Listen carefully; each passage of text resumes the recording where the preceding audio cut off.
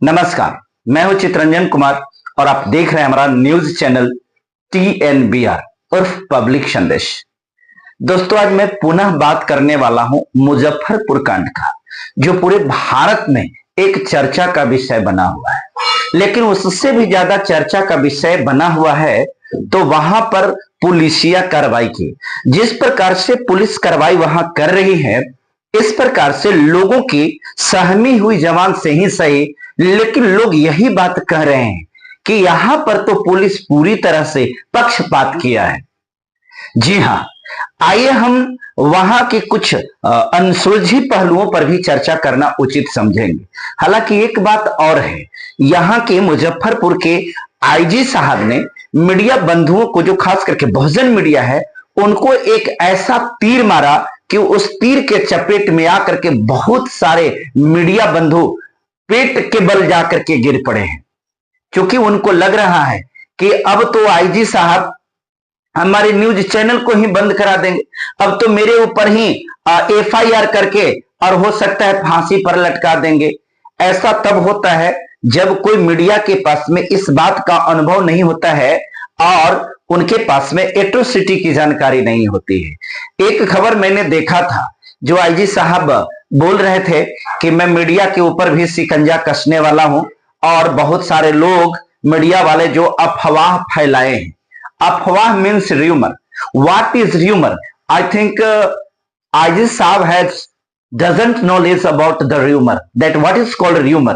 If you have knowledge of rumor, please you define it and tell at first that what is rumor. rumor के मतलब होता है कि उसमें कुछ सच्चाई होती है। क्योंकि मैं साइकोलॉजी का कैंडिडेट हूं, मैं साइकोलॉजी का स्टूडेंट हूं और साइकोलॉजी में र्यूमर एक स्पेशल चैप्टर है जो पढ़ने के लिए है और मैं पढ़ा हूं। र्यूमर उसको कहा जाता है जिसमें कुछ न कुछ सच्चाई होती है। र्यूमर यूं ही नहीं होता है, र्यूमर बेबुनियाद नहीं होता है। र्यूमर तब होती है जब उसमें कुछ सच्चाई होती है। आपने कहा है कि लड़की के साथ बलात्कार नहीं हुआ है, ठीक है, ये आपको कैसे पता चला? आपने बताया कि डॉक्टर ने फॉरेंसिक लैब में उसको जांच कराया है, डॉक्टर ने उसको जांच किया, मेडिकल जांच हुआ है। IG साहब, मैं ये सवाल पूछना चाहता हूं, इतने बड़ी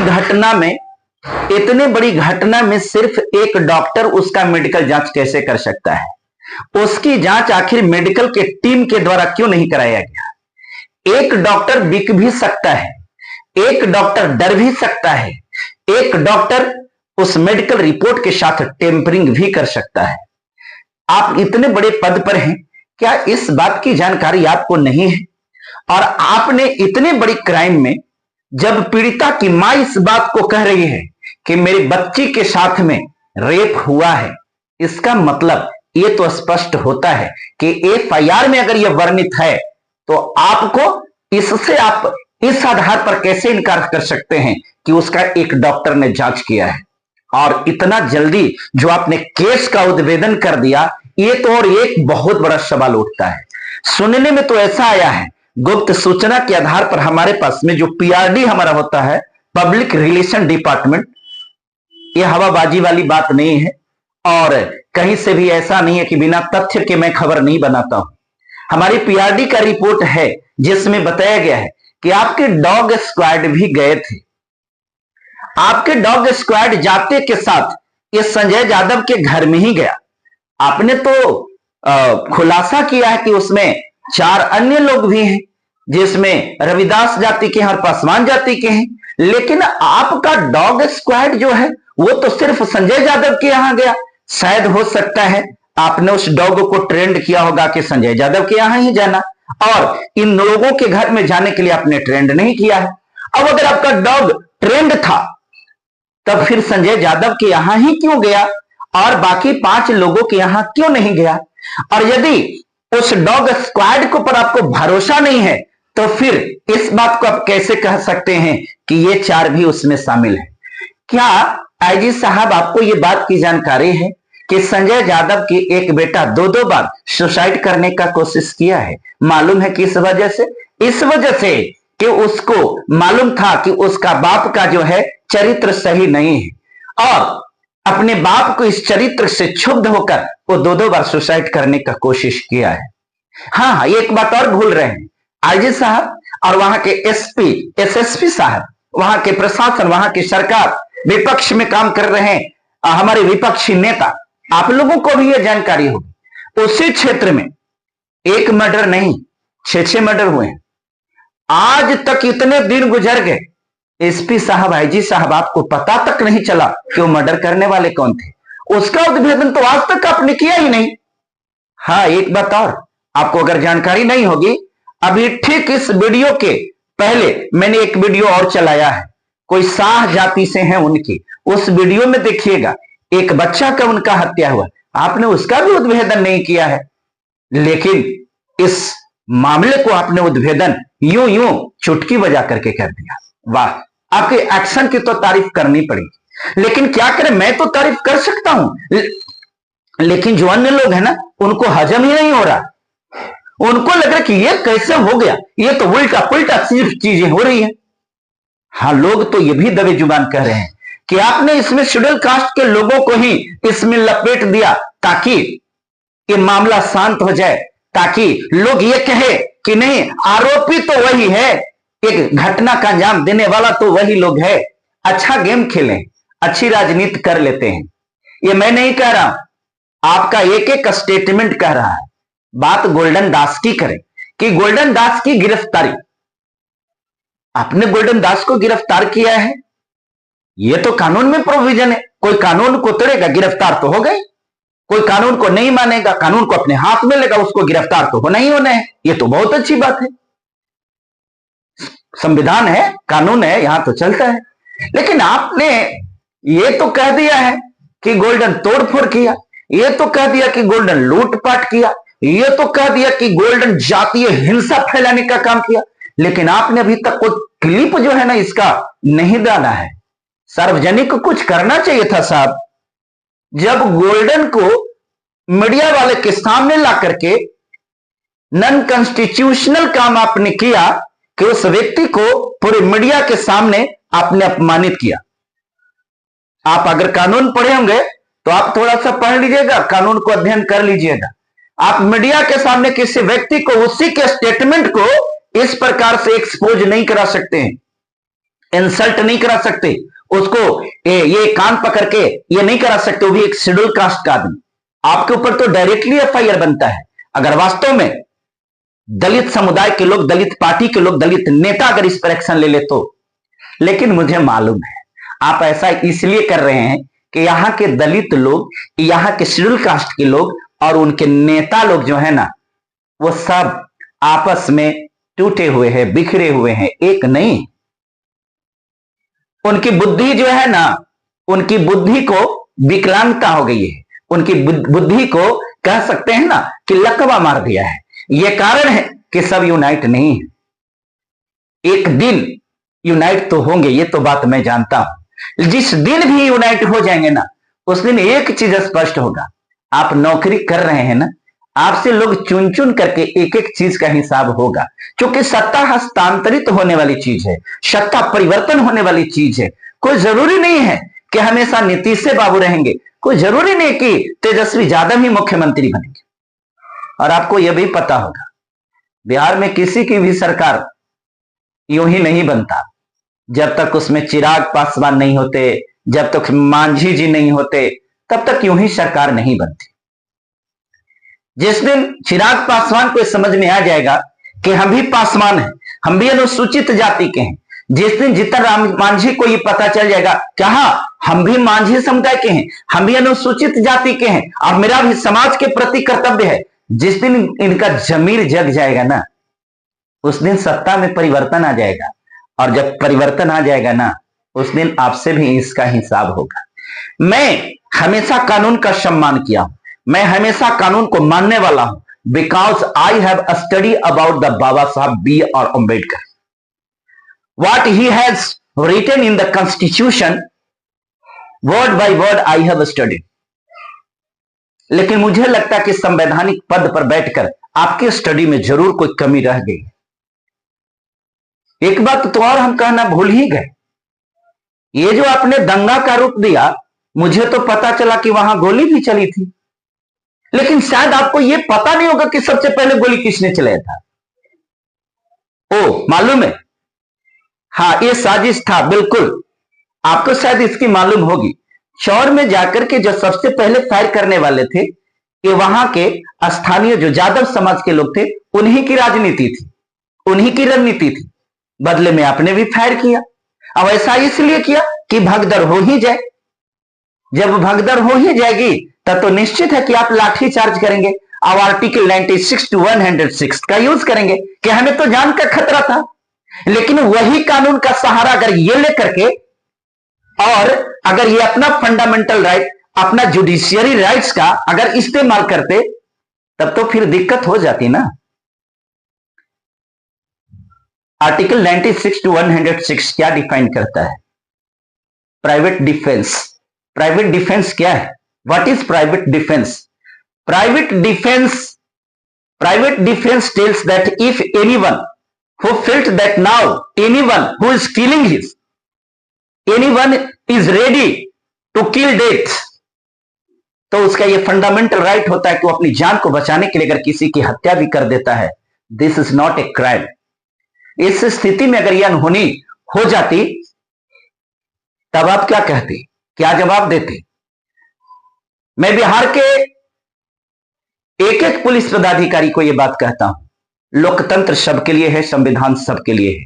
संविधान की रक्षा के लिए आपने वर्दी की कसम खाई है। वर्दी को बेचिए मत, वर्दी को कलंकित मत कीजिए। हमें यह भी मालूम है ट्रैक्टर के साथ में तोड़फोड़ नहीं हुआ था। ट्रैक्टर को यादव समाज के ही लोग, चूंकि चालू किया गया था, कोई चाबी मांग करके चालू नहीं करता है। उनकी ट्रैक्टर था, उन लोगों ने ट्रैक्टर को जानबूझ करके चालू किया और जोर से स्टीयरिंग दिया, जोर से एक्सीलेटर देकर के जा करके थ्रेशर में धक्का मारा। उसके साथ मारपीट हुई, इसलिए हुई कि अगर वो उसी रफ्तार से गाड़ी को अगर चला दिया होता तो न जाने कितने लोगों की हत्या हो जाती। इसलिए गुस्साए लोगों ने उनके साथ में मारपीट किया।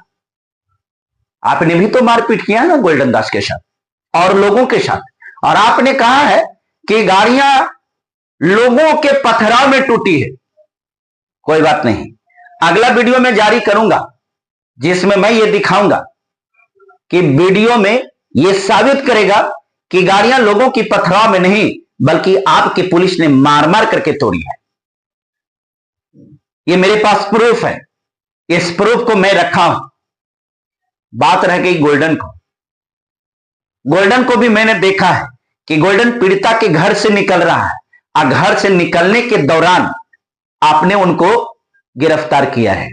इसका भी क्लिप मेरे पास है, लेकिन आपने कोई क्लिप नहीं डाला है जिसमें यह साबित किया जाए कि गोल्डन वहां पर जाकर के शांति को भंग किया, गोल्डन वहां पर जाकर के बहुत असंवैधानिक कार्य किया। मैं बार बार कह रहा हूं, गोल्डन से मेरा कोई संबंध नहीं है, लेकिन संबंध है तो एक चीज का संबंध है। वह संबंध सिर्फ इतना है कि वह लाखों लाख लोगों का आवाज है। वो बहुजनों का एक, कह सकते हैं कि बहुजनों का आवाज है। उसकी आवाज को दबाने के लिए प्रत्येक पुलिस प्रशासन से लेकर के जितने भी मनोवादी मानसिकता के लोग हैं, जितने भी अपने आप को जो कहते हैं बेईमान, चोर, जो प्रवृत्ति के लोग हैं, जिनके अंदर में जातिवादी मानसिकता है, उसकी आवाज को दबाने के लिए किया है। कोई बात नहीं, ये जितनी भी कृत्य किया गया है, मैं हाथ जोड़ करके चाचा नीतीश जी से प्रार्थना करता हूं। चाचा नीतीश जी हमारे इस वीडियो को देख रहे हैं तो आपका तो जमीर जगा हुआ होता है, आप तो जमीर पर ही चलते हैं। बस इस घटना की दूध का दूध और पानी का पानी होना चाहिए। मुझे मालूम है कि आपकी राजनीति बहुत दिन के लिए अब नहीं है, लेकिन जाते जाते आपको कम से कम एक दलित की बेटी के लिए इतना कर देना चाहिए कि इसको सीबीआई का जांच करा दीजिए। सीबीआई की जांच होने के बाद इसमें दूध का दूध और पानी का पानी हो जाएगा। मैं नहीं कहता हूं कि मेरी बातों पर विश्वास किया जाए, मैं सिर्फ यह चाहता हूं कि सीबीआई की जांच इसमें हो। इसमें जो डर था, जिस बात की डर थी, वही चीज हुई है। मामला पूरी तरह से इसमें डाइवर्ट किया गया है। यह मामला पूरी तरह से डाइवर्टेड है। दोस्तों, पुनः एक बार आप जितने भी बहुजन समाज के लोग हैं, जितने भी अनुसूचित वर्ग के लोग हैं, जितने भी दलित माइनॉरिटी के लोग हैं, आप तमाम लोगों से मेरा एक गुजारिश है, कोई भी मीडिया वाला इस पर बोलने के लिए तैयार नहीं है। इसलिए कि जब मीडिया आपका सशक्त होने का कोशिश करता है तो ये प्रशासन के लोग, इस सरकार में बैठे लोग, ये विपक्ष में बैठे लोग आपके बहुजन मीडिया को आवाज दबाने की कोशिश करता है। यह कारण होता है कि आपका मीडिया बुलंद होकर के नहीं बोलता है। मुझे कोई फर्क नहीं पड़ता है। I am ready to go to jail, I am ready to face any types of the problems, I have no problem. मैं रेडी हूं, मैं तैयार हूं, लेकिन एक बात के लिए तैयार नहीं हूं, I will break but not bend. मैं टूट सकता हूं लेकिन झुकने के लिए तैयार नहीं हूं, इसलिए कि सत्य को दिखाना यही पत्रकारिता है, और यह तो मैं करता रहूंगा। दुनिया की कोई ऐसी रुपया नहीं छपा है जो हमें खरीद सके, और दुनिया की कोई ऐसे प्रशासन का डंडा नहीं है जिसके डर से हम अपने आप को बदल दें। हां, एक चीज हो सकता है,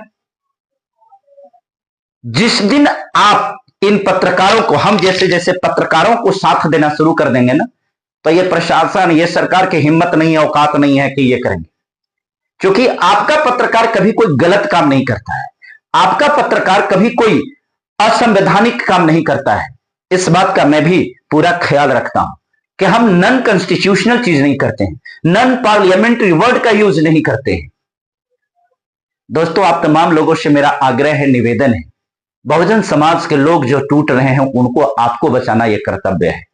आपको एक मंच पर आना चाहिए, पॉलिटिकल पावर को बढ़ाना चाहिए। राजनीतिक शक्ति ही आपको संरक्षण देता है।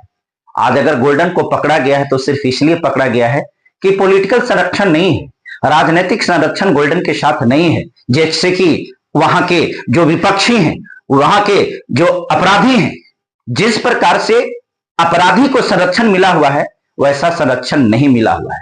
मैं आप लोगों से बार बार यही कहता हूं, बिहार में अपनी पॉलिटिकल पावर को बनाइए, बिहार में आप अपनी राजनीतिक शक्ति को बनाइए। यहां हर किसी को देखा गया है, दलितों की राजनीति तो करते हैं लेकिन वास्तव में दलितों की लड़ाई वो लड़ते नहीं है। वास्तव में उनके पास में पॉलिटिकल पावर को बढ़ाने के लिए कोई ये नहीं है। इसलिए मैं आप लोगों से आग्रह करूंगा, किसी को आगे आना पड़ेगा, किसी को आगे आना पड़ेगा और वहां करके राजनीतिक शक्ति को विस्तार करना होगा। और राजनीतिक शक्ति को विस्तार करने के लिए आपसी मतभेद को मिटाइए, आपसी मनमुटाव को मिटाइए, और सारे एक मंच पर प्रत्येक अनुसूचित जाति के लोगों को आकर के और अपनी शक्ति को बचाइए, बनाइए, तब जाकर के आपकी बहन बेटियों की इज्जत सुरक्षित रहेगी। वरना ये जो अभियान चला है कुचलने का, यहां सब कोई कुचलने का प्रयास कर रहा है। सरकार भी कुचलेगी, विपक्ष भी कुचलेगी, बाकी जो अपने आप को नवसामंती कहते हैं वो भी कुचलेंगे, और जो मनुवादी हैं वो भी कुचलेंगे। अब बचा खुचा कोर कसर है, वो तो कोर्ट बना निकाल ही देंगे। कोर्ट को छोड़ दीजिए तो हाई कोर्ट भी, उससे जाएंगे तो हाई कोर्ट भी निकालेंगे। और सबसे बढ़ करके अगर जाइएगा तो अब तो सुप्रीम कोर्ट भी अपना दिखा दिया है कि हम भी तेरे नहीं हैं, तो मेरे ऊपर भी भरोसा नहीं कर सकता है, तो आपका कोई नहीं है। अगर आपका है तो सबसे बड़ी ताकत आपकी है, जनता की शक्ति, क्योंकि लोकतंत्र में जनता की शक्ति सबसे बड़ी है। आप सभी से निवेदन है कि आप हम जैसे पत्रकारों को शक्ति बनाइए, शक्ति को बढ़ाइए। चैनल को जो लोग सब्सक्राइब नहीं किए हैं, बस मैं आपसे हाथ जोड़ करके निवेदन करता हूं, आप चैनल को जब सब्सक्राइब करते हैं तो हमारी ताकत बनती है, और जब इस वीडियो को जन जन तक फैलाते हैं तो हमारी आवाज बुलंद होती है। इसलिए इस वीडियो को जन जन तक के शेयर करिए और लाइक कीजिए और कमेंट कीजिए। डरना मना है। हां, एक बात जरूर, किसी भी प्रकार के कानून को तोड़ने का काम, कानून को हाथ में लेने का काम किसी को अधिकार नहीं देता है। हम अम्बेडकरवादी हैं, हम भी बाबा साहब को मानने वाले हैं, इसलिए हम अपने दायरे में ही हर चीज को करते हैं। यह हमारा सिद्धांत होना है। हमारा वीडियो कैसा लगा आप इसकी प्रतिक्रिया जरूर हमें दीजिएगा, और इसी के साथ बहुत बहुत धन्यवाद। फिर मिलते हैं अगले वीडियो में, तब तक के लिए जय हिंद।